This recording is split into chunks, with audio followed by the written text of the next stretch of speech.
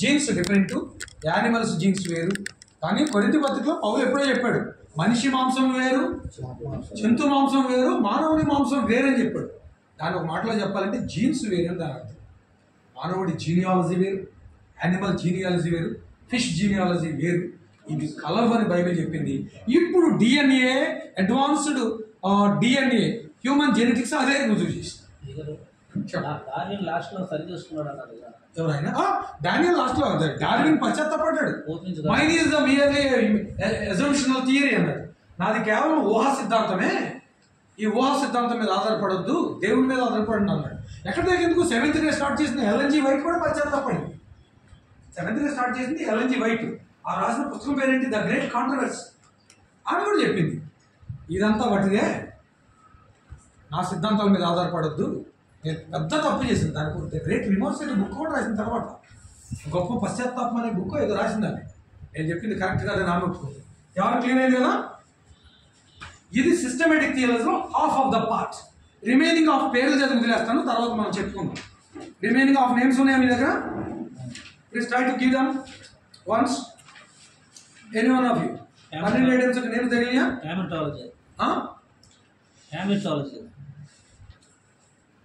మిగిలిన పేర్లు హెమార్షియాలజీ అనుకుంటుంది. హెమార్షి అనగా బ్లడ్, సాల్వేషన్, రక్షణ, అంతే కదా. రక్షణ శాస్త్రము హెమార్షియాలజీ అనగా రక్షణ. హెమార్షియా అనగా సిన్, హెమార్షి అనగా స్టడీ ఆఫ్ సిన్. టోటల్ గా పాపము పుట్టుక, దాని యొక్క ఎదుగుదల, దాని అంతము గురించి చెప్పేదే హెమార్షియాలజీ. నెక్స్ట్ సోటీరియాలజీ అంటే ఇది రక్షణ శాస్త్రం. సోటీరియా అంటే salvation, total doctrine of the salvation. ఎక్కడ? ఆది కాండము 3:15 నుంచి స్టార్ట్ అవుతుంది. ఎక్కడ నుంచి స్టార్ట్ అవుతుంది? 3:15లో రక్షణ మొదటగా ప్రకటించింది. 3:15 ఏదైనా వనంలో స్త్రీ సంతానానికి రక్షణ ఎలాగా, స్త్రీ సంతానమైన క్రీస్తు సర్పం యొక్క తలను ఎలా చితకదొక్కుతాడు పునరుద్ధానంతో, అక్కడ నుంచి స్టార్ట్ అయ్యి చివరి వరకు ఎక్కడెక్కడ స్టార్ట్ అయ్యింది. ఏంటది? సోటీరియాలజీ. నెక్స్ట్ ఈక్లీజియా అనగా సంఘము. ఈక్లీజియానికి సంఘము. దాన్ని అసలు ఒరిజినల్ భాషలో ఈక్లీజియా అనగా గ్రూప్ ఆఫ్ పీపుల్. ఈ రోజుల్లో సంఘం అనగానే చర్చ్ బిల్డింగ్ అనుకున్నారు, కాదు. ఇక్కడ ఎక్కడ 2-3 ఉంటుంటే వాళ్ళు ఈక్లీజియా మొత్తం సంఘ శాస్త్రం.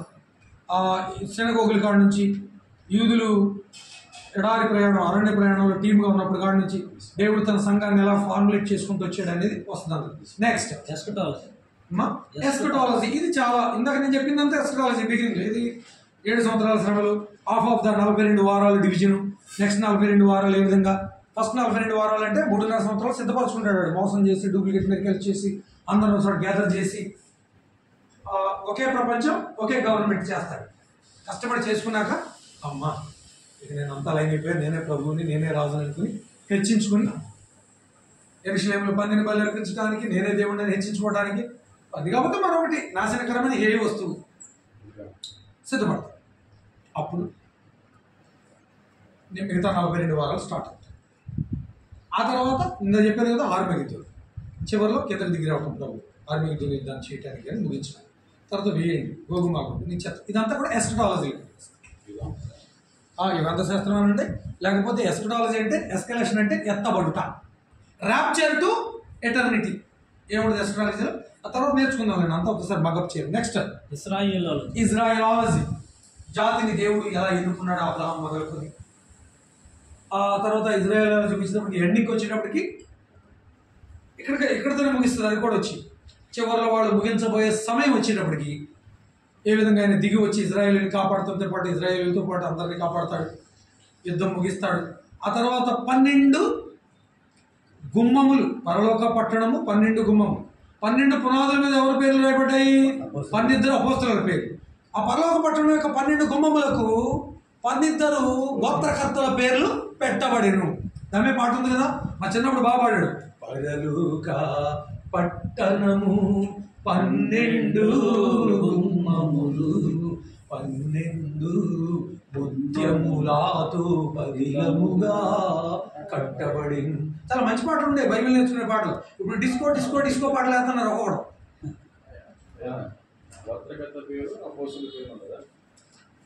పునాదులకేమో 12 అపోస్తలుల పేరు, పునాదులు కింద బాటం. గుమ్మాల దగ్గరికి వచ్చేటప్పటికి, డోర్ పోస్టులకి వచ్చేటప్పటికి 12 గోత్రకర్తల పేరు. దాన్ని చాలా రీసెర్చ్ ఉంది. 12 గుమ్మాల పేర్లు ఉన్నాయి. యెరూషలేము గుమ్మ, ఆరోగ్యమూర్తి గారు రాశారు. యెరూషలేము గుమ్మములు ఆధ్యాత్మిక మర్మములు, యేసురాజు వరములు అందలి వివరములు, గొర్రెల గుమ్మము చెట్టు గుమ్మము పాత గుమ్మములో గుమ్మము. 3 వచనాల్లో రాశాడు ఆయన. ఆ పాట మీకు అవసరంతో పాల్పడి చేస్తాను. ఇలా ఎటు చూసినా బైబిల్ నేర్చుకునే పాటలు, దేవుని వాక్యం యొక్క లోతుల్లోకి వెళ్ళే పాటలు, ఇవన్నీ మేము పాటించాం. ఇప్పుడు అన్నీ కూడా రాక్ మ్యూజిక్, పాప్ మ్యూజిక్ పెట్టి ఒకటి స్టేజ్ ఎక్కి కుక్కలు ఎగిరినట్టు ఎగురుతున్నారు, కోతులకు గంతులేస్తున్నారు. ఏమీ లేదు, గదిలోకి తీసుకెళ్ళి షర్ట్ తీసి చింతపరికలు పట్టుకుంటే కరెక్ట్ అయిన పాటలు పెట్టుకుంటాం. అప్పుడు దాకా ఇలాగే ఎగురుతాడు. ఏమి తగ్గ. అదే దేవుని సంఘం ఎలా పాడవుతుంది, దేవుని సేవ ఎలా పాడవుతుంది అని బాధ కొంచెమన్నా అక్కడ బాగా పైచయం ఎక్కువైపోయి తాగేసి స్టేజ్ ఎక్కి ఊ అంటావా యేసు ఊ అంటావా అని మొదలెట్టాడు పాట. మీరు చూసే ఉంటారు, కొంతకాలం సర్క్యులేట్ అయింది. ఆ మేసాలో చక్కెర గోడలో పెంచాడు చిన్నప్పుడు అడ్వర్టైజ్మెంట్ లాగా. అలాగే ఉన్నాడో పోయాడో తెలియదు. ఇట్లాగా వీళ్ళందరినీ వెలిగించాల్సింది వాక్యముతోనే. ఒకవేళ నేను అన్నట్టు ఆవేశపడి గదిలో తీసుకెళ్ళి ట్రీట్మెంట్ ఇచ్చినా బయటకు వచ్చి మళ్ళీ తగ్గిపోయిన తర్వాత అదే పాట పడతాడు. అది కావాల్సింది మారు మనసు కావాలి. ఏం కావాలి? మారు మనసు. అంతో ఎంతో ఆత్మీయంగా పాడాలి. ఇది మీకు సిస్టమేటిక్ థియాలజీలో ఇజ్రాయెలాలజీ వచ్చింది కదా. లాస్ట్కి ఇజ్రాయేలీల గుమ్మాల మీద వాళ్ళ పేర్లతో వాళ్ళు ముగించుకోవాలి. ఇక last and final praise the Lord. Hallelujah. చెప్పండి హల్లెలూయా. లాస్ట్ది మిస్తోస్. ఈ 12 గ్యాదర్ చేయడానికి చాలా కాలం తీసుకున్నాను. చాలా కాలం తీసుకున్నాను. వెతికి సిస్టమేటిక్ థియాలజీ ఇంతేనా ఇంకేముందా. మిస్తోస్ అంటే ఫస్ట్ లోనే చెప్పా, బహుమతుల శాస్త్రం. మిస్తోస్ అంటే బహుమతి, లాజీ అంటే సైన్స్. బహుమతుల శాస్త్రం ఏం జరుగుతుంది? బహుమతుల శాస్త్రం అంటే ఇందాక చెప్పాను కదా, నరకంలో స్థానాలు ఉన్నాయి, పరలోకంలో కూడా ఉన్నాయి స్థానాలు ఉన్నాయి. చివరికి దానియేలు గ్రంథంలో ప్రభు అంటాడు, మహోన్నతుని పరిశుద్ధులు ఏం పొందుతారు? రాజ్యాధికారాన్ని పొందుతారు అని దానియేలు అంటాడు. దానియేలు, నువ్వు అంతము వరకు నమ్మకముగా ఉంది నెల విశ్రాంతి నుండి కాలాంతం ముందు నీ వంతులో నిలబడతావు. చూడండి 12వ అధ్యాయం అనుకుంటా. ద బుక్ ఆఫ్ డేనియల్ వచనం చెప్పాలి. దానియేలు 12వ అధ్యాయము 13వ వచనం చక్కగా చదువున్నాను. 12 కూడా చదవమ్మా. 1335 దినములు. 1335 దినాలంటే 42 వారాలు. అదే 42 నెలలు. 42 నెలలు అంటే 33, అది 3.5 సంవత్సరాలు. అది ఎన్ని రోజులు చెప్పాడమ్మా? 1335 దినాలు. Last second half of the 7 years ఉంటుంది కదా. అసలు ఆ హింసలు ఇప్పుడు ఓర్చుకుంటారా బాబు అని ఇజ్రాయేలీలకు దానియేలు ద్వారా చెప్పిస్తున్నాడు. దానియేలు మామూలుడు కదా, స్టేట్స్మెన్ అంటారు. దానియేలు ఒకడిని, యెషయా ఒకడిని, స్టేట్స్మెన్ అంటారు. దానియేలు ఎంత నమ్మకమైన ప్రవక్త అంటే ఇర్మియా గ్రంథాన్ని బట్టి తెలుసుగా మీకు. అక్కడ చెప్తాడు కదా, తన సేవకుడైన ఇర్మియాకు బయలుపరచబడినటువంటి దినములు సంపూర్ణమైనందున 9:2 నేను ఫాస్టింగ్ ప్రేయర్ స్టార్ట్ చేశానంటాడు. ఉపవాస ప్రార్థన. నా ముందే ఎవరో లేకపోతే నాకెందుకు, నేను మాత్రం మహాభక్తుల్లా కనపడితే చాలా అనుకోలే. ఒక క్రమశిక్షణ ఉంది. మన ముందు కష్టపడినటువంటి మిషనరీస్ ఉన్నారు. మిషనాలజీలో అవన్నీ వస్తాయి ముందు రోజుల్లో. చెప్దాం, ఈ సంవత్సరం కొంచెం గట్టిగా చేద్దామండి. కొంచెం గాలి తిరిగితే అటు మాకు రంపచోడవరం కాకినాడ కూడా స్టార్ట్ అయిపోతే గట్టిగా పట్టి ఫుల్ డే ఇద్దాం. మధ్యాహ్నం ఫుల్ డే జరుగుతుంది సాటర్డేస్. లంచ్ అయిన తర్వాత వెళ్తున్నారా? లంచ్ అయిన తర్వాత ఎట్లా పంపుతారు మీరు? గంటన్నారా? గంటన్నర నిలువు మోకాళ్ళ మీద ఉండండి. కాదు, గంటన్నర నిలువు మోకాళ్ళ మీద ఉండండి. మోకాళ్ళు ఖాళీగానే ఉంది. నిన్న దగ్గరకు ఉదయం దైవజనుడు వచ్చాడు. అన్న మోకాళ్ళు ఇలా లేని బాగా ప్రార్థన చేస్తున్నాను. నేనంతా ఆయనతో గడిపాను. మోకాళ్ళు ఇలా అయిపోయింది అన్న ప్రార్థన చేసి చూపించాను. జయం కూడా అలాగే వస్తాయి. చాలా గట్టి మనిషి. ఎవరైతే మా సాల్మన్ వేసుకుంటారు. కరెక్ట్గా సాల్మన్ వేసుకుంటారు. చాలా బాగుంటారు. ఎందుకంటే ఎవరంటే తమ్ముడు ఎంటెక్ ప్రొఫెసర్ ఆయన. నేను రిజైన్ చేసి వస్తున్నా ఇంజనీరింగ్ కాలేజీకి. అంటే నేను 30-40 సార్లు రిజైన్ అయింది. జీవితం సంవత్సరానికి రిజిగ్నేషన్ అది. అలాగే నాకు స్టార్ట్ అయిపోయింది యుద్ధం. లాస్ట్కి వచ్చేటప్పటికి అమ్మో ఏదో అవుతుంది మా కాలేజీలో, నువ్వు వెళ్ళిపోయినాడు, నువ్వు లెక్చరర్ చేస్తావు అనుకున్నాను కానీ స్వార్థ చేస్తావు ఏంటి, ఇప్పుడు జరుగుతుంది అని ఏమన్నాడు. అప్పుడు ఏం జరుగుతుందంట, అయినా సరే అంత అయిపోయింది ఇంకేం చేద్దాం వెళ్ళిపోతున్నాడు. సరే నేను వెళ్ళిపోతున్నా, డబ్బులు నాకు ఇచ్చేయాలి. వెళ్ళిపోమంటే నిజంగా వెళ్ళిపోమని కాదు, సారీ చెప్పి ఇక్కడే ఉండి టీచ్ చేయమని అర్థం అంట. ఇక అన్నీ జరగాలి. ఆయన నన్ను ఎక్కించుకొచ్చాడు అనమాట. నేను అప్పుడే మీ బ్యాచ్కి సర్టిఫికేట్ ఇస్తాను ఫస్ట్ అప్పుడు రిజైన్ చేసి వస్తుంటే ఈ కారు ఉంటుంది నల్లజాల దగ్గర ఎక్కించుకున్నాడు. ఎక్కించుకుని తర్వాత స్టూడెంట్ అయ్యాడు. మిస్తోస్ బహుమతుల శాస్త్రం ఏంటది? మీ అందరికీ బహుమతులు ఉన్నాయి, నాకు కూడా ఉంది. మనందరికీ కావాల్సిన ఒకటి ఆయన చేతిలో బహుమతులు ఉన్నాయి. ఇప్పుడు చదువు నువ్వు 1000ని ఎన్ని రోజులు వచ్చు?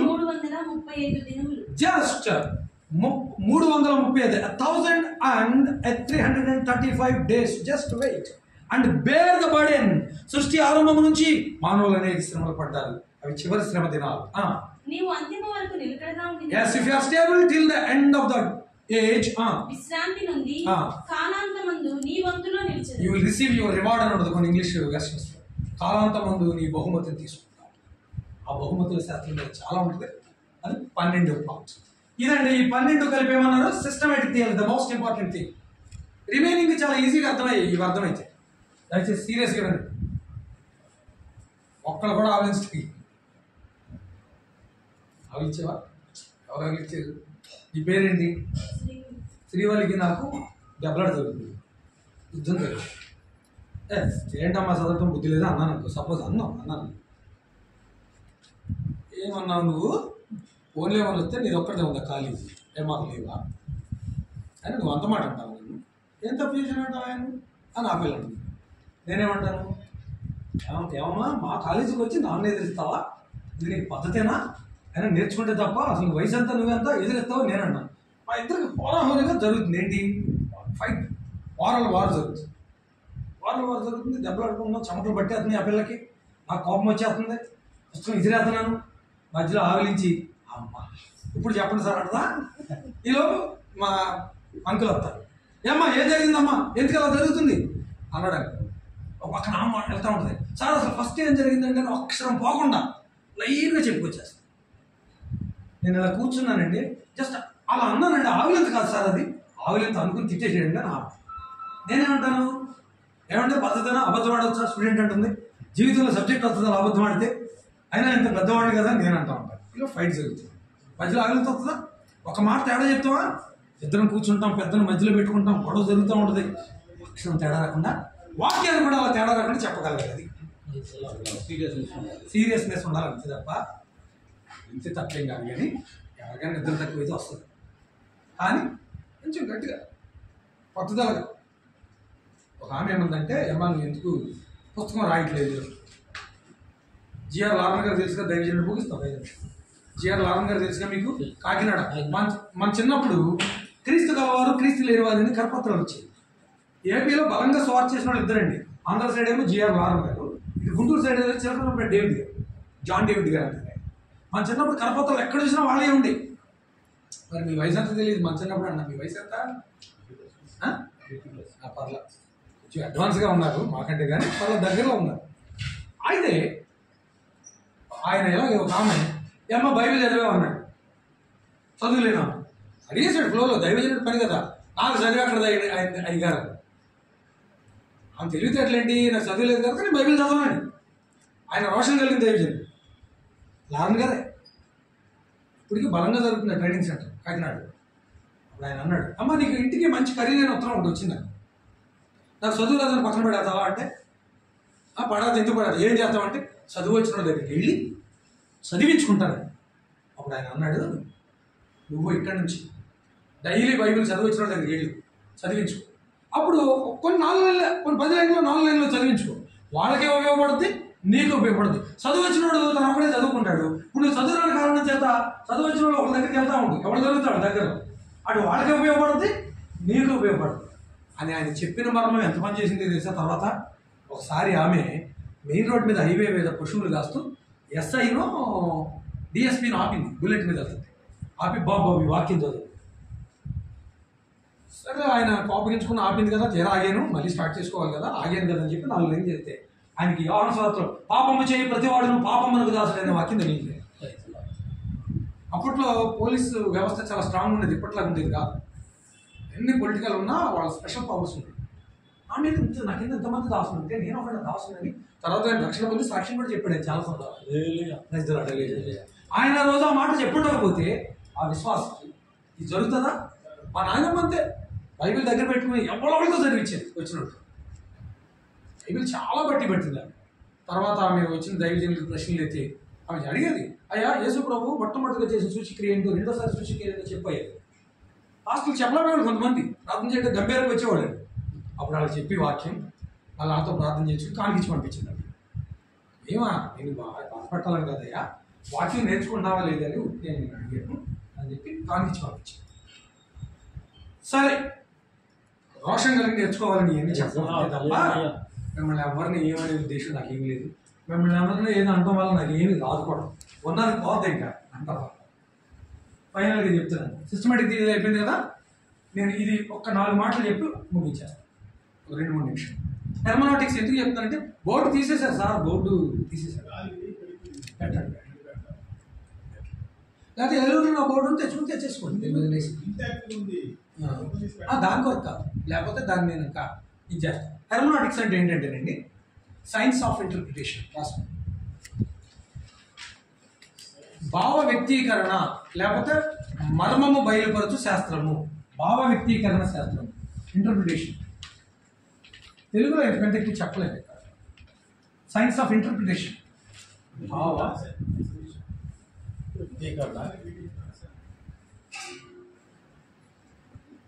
మర్మాన్ని బయలుపరిచే సైన్స్ అండి ఇది. అనగా కాంటెక్స్చువల్ ఎక్స్ప్లెనేషన్, సందర్భానుసారమైన సవివరణ. అంటే ఒక వాక్యాన్ని, సపోజ్ ఒక మాట ఉంది కదా బైబిల్లో, నీ కన్ను చెడ్డదైతే కన్ను పెరిగేమన్నది. అంటే అలా కళ్ళు వీక్కుంటూ పోతే ఎవరి కళ్ళు ఉండవు భూమి మీద, అంతే కదా. దాని అర్థం ఏంటంటే ఆ స్వభావాన్ని తీసేది.